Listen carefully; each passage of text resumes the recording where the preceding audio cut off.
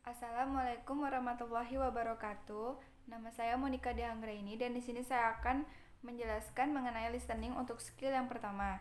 Nah, untuk skill yang pertama ini fokus pada short dialog di mana terdapat percakapan dua orang, biasanya laki-laki dan perempuan, dan kemudian akan disusul dengan pertanyaan oleh seorang narator. Nah, biasanya di dalam short dialog ini untuk menemukan jawabannya kita harus fokus pada pernyataan atau dialog pihak kedua atau pihak yang ditanya. Contohnya, di sini ada Vita really made a big mistake this time. Kemudian dijawab, yes, he forgot to turn in his research paper. What does the woman say about Vita?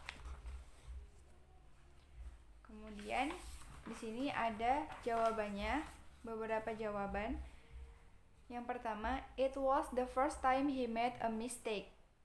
Dan di jawaban yang pertama terdapat kata mistake, di mana di dalam dialog tadi juga terdapat kata mistake, tetapi tidak tepat karena it was the first time he made a mistake itu artinya ini pertama kalinya dia membuat kesalahan.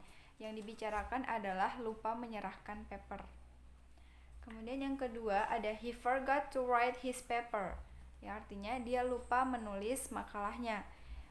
Di dalam dialognya bukan lupa menulis tetapi lupa menyerahkan. Jadi jawaban yang kedua itu salah. Kemudian yang ketiga, he turned in the paper in the wrong place. Dia menyerahkan di tempat yang salah. Ini juga jawaban yang salah karena di sini dia lupa untuk menyerahkan,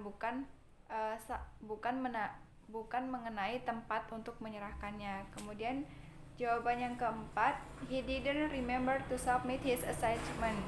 Nah, ini merupakan jawaban yang benar karena di sini terdapat kata didn't remember, yang artinya tidak ingat untuk menyerahkan makalahnya atau papernya. Jadi jawaban di sini tepat. Biasanya kita terkecoh untuk menjawab karena terdapat beberapa pernyataan atau kata-kata yang biasanya sama. Misalnya di dialog tadi ada kata-kata mistake. Nah, di jawaban yang pertama juga ada terdapat kata mistake.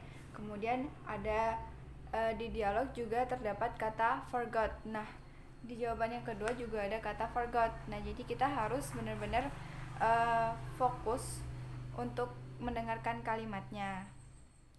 Kemudian jangan lupa untuk kalau misalnya kita terkecoh di kalimat yang pertama atau di dialog yang pertama, itu jangan sampai kita jadi bingung sendiri. Jadi kalau misalnya kita terkecoh di di dialog yang pertama, kita fokus untuk dialog yang kedua karena biasanya di dialog yang kedua itu kita bisa menemukan kunci untuk jawabannya.